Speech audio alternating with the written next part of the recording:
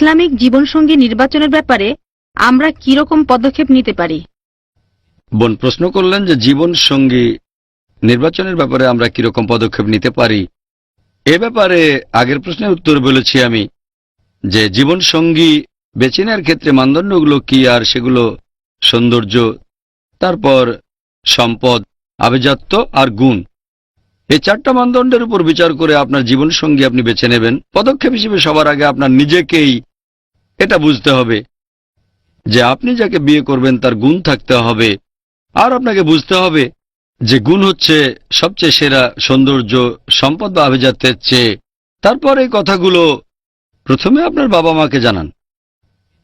আগে বাবা মাকে জানান, কারণ তাদের দৃষ্টিভঙ্গি অন্যরকম হতে পারে। তারা হয়তো পছন্দ করবে কোনো সুদর্শন ছেলেকে, অথবা আমাদের মেয়েকে খুব ধনী একটা ছেলের সাথে বিয়ে দেব। প্রথমে আপনার নিজেকেই বুঝতে হবে কোরআন এবং হাদিস অনুযায়ী, তারপর কথাগুলো আপনার বাবা মাকে জানান। তাদের জানান কারণ তারাই আপনার সবচেয়ে কাছের মানুষ, তারাই আপনার জীবনসঙ্গী খুঁজবে। তাদের জানান যাতে করে তারা এমন কাউকে পছন্দ না করে যাকে আপনার পছন্দ না। প্রথমে আপনার পছন্দের ব্যাপারগুলো আপনার বাবা মাকে জানান। তাদেরকে আগে আপনি বোঝান যাতে করে আপনার কথাগুলো তারা বুঝতে পারেন। এমন যেন হয় না যে আপনার পছন্দ তাদের পছন্দ আলাদা।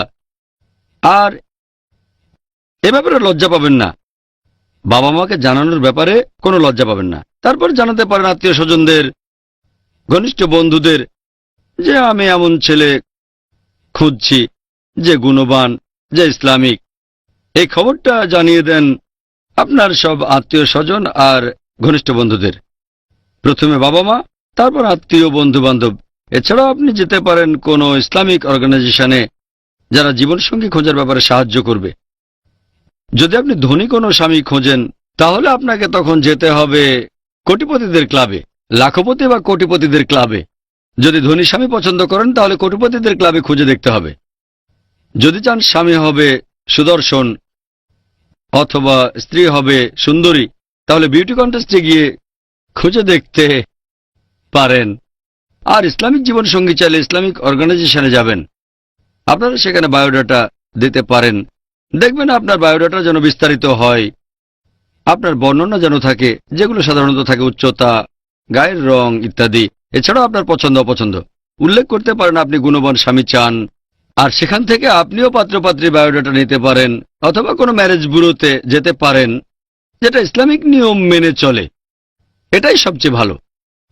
এমন ম্যারেজ ব্যুরোতে যান যেটা ইসলামিক নিয়মগুলো মেনে চলে। দুর্ভাগ্যজনকভাবে বেশিরভাগ, এমনকি মুসলিম ম্যারেজ ব্যুরোগুলো কালচারের দিক থেকে মুসলিম কিন্তু আসলে ঠিক ইসলামিক নয়। অনেক ম্যারেজ ব্যুরো আছে যেগুলো অমুসলিমরা চালায়, আবার মুসলিমরাও অনেক ম্যারেজ ব্যুরো চালায়, তবে তারা হয়তো কোরআন এবং হাদিস মেনে চলে না। তারপরেও সেখানে বায়োডাটা দিতে পারেন, কোনো সমস্যা নেই।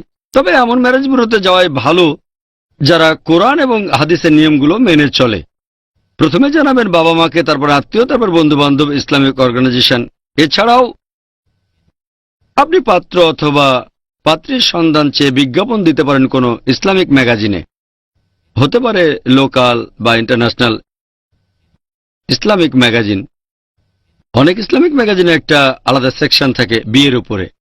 পাত্র চাই অথবা পাত্রী চাই। টাইমস অফ ইন্ডিয়ার মতো পেপারও বিজ্ঞাপন দিতে পারেন, কোনো সমস্যা নেই। হয়তো সেখানে কাজ হতেও পারে। ইন্টারনেটেও যেতে পারেন আপনি। তবে এক্ষেত্রে একটু সাবধান থাকবেন, কারণ অনেক সময় এটা অন্য পথে নিয়ে যেতে পারে। নেটে বসতে পারেন, তবে ইসলামিক নিয়মগুলো মেনে চলবেন।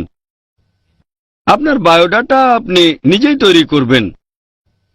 সেখানেই আপনার পছন্দের কথা লিখবেন, যেমন আমি এরকম স্বামী চাই যে হবে ইসলামিক, গুণবান ইত্যাদি, অথবা আমি এমন স্ত্রী চাই যে গুণবতী। লিখতে পারেন সৌন্দর্য একটা মানদণ্ড, তবে সেটাই সবচেয়ে গুরুত্বপূর্ণ নয়। এটা থাকতে হবে এমন না। লিখতে পারেন এমন না যে সুন্দরী কাউকে বিয়ে করতে পারবেন না। এভাবে বায়োডাটা তৈরি করেন। হয়তো এটা আপনাকে সঠিক জীবনসঙ্গী খুঁজে পেতে সাহায্য করবে। এরপর যদি হবু জীবনসঙ্গীর ইন্টারভিউ নিতে চান, প্রশ্নের তালিকা নিয়ে আগেই বলেছি যে প্রশ্নগুলো তাকে করতে পারেন। তবে এভাবে হবু জীবন সঙ্গীর যদি ইন্টারভিউ নিতে চান, তার সাথে আলোচনা করবেন, তখন দেখবেন সেটা যেন ইসলামিক নিয়মে হয়।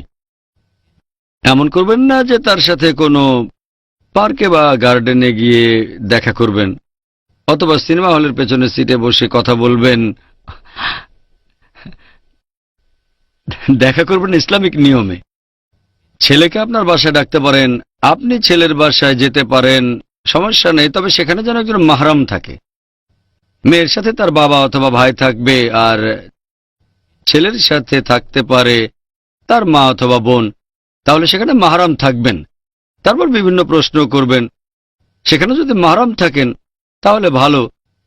আমার মতে মাহরাম থাকলে সমস্যা হওয়ার কথা না, যদি আপনার প্রশ্নগুলো হয় কোরআন সুন্নাহ অনুযায়ী। এ বাদে অন্য কোনো প্রশ্ন হলে সমস্যা হতে পারে। তবে যদি মনে করেন কিছু ব্যক্তিগত প্রশ্ন থাকবে যেটা অন্য কেউ শুনবে না, যদিও আমার মতে এরকম হয় না, তবে তারা এমন একটা রুমে কথা বলবেন যার দরজা খোলা থাকবে। আর খেয়াল রাখবেন দুজনের মধ্যে যেন একটা সম্মানজনক দূরত্ব বজায় থাকে, ইসলামিক নিয়ম মেনে চলবেন। এভাবে আলোচনা করে যদি আপনার পছন্দ হয়, তাহলে ইনশাল্লাহ আপনি বুঝে শুনে এগিয়ে যেতে পারেন। আশা করি উত্তরটা পেয়েছেন।